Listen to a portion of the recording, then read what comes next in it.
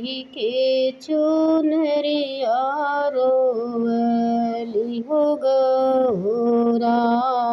बेटी छूटी गईल माइया छूटी गईली हमारी नगरिया नैहरे में रहली शिवजी पुड़िया मिठैया खायो ससुरे में बेलवा ओढ़े चुनरिया रोए बेटी हो गौरा दे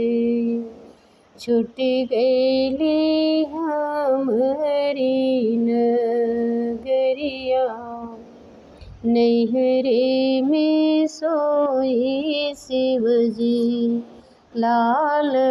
पलंगिया नैहरे में सोई शिवजी लाल पलंगिया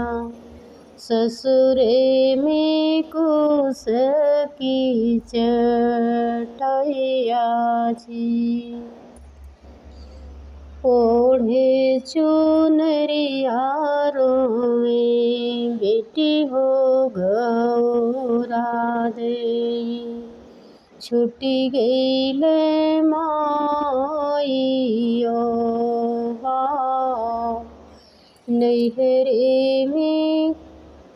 रहलनी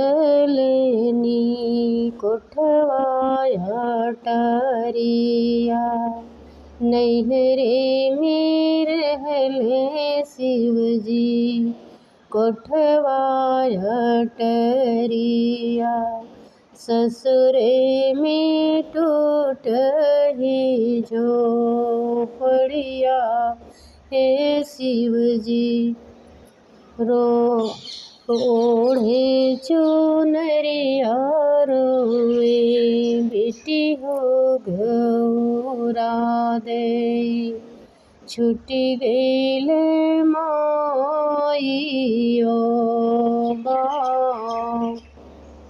नैहरे में रहली शिवजी हथिया और रथवा नैहरे में रहली शिवजी हथिया और रथवा ससुरे में बसहा बैलवा जी ओढ़ी चुनरिया रोए बेटी हो गौरा दे छूटी गईल माइयो ओढ़े चुनरिया रोए बेटी हो गौरा दे छूटी गईली हमारी नगरिया हे शिव।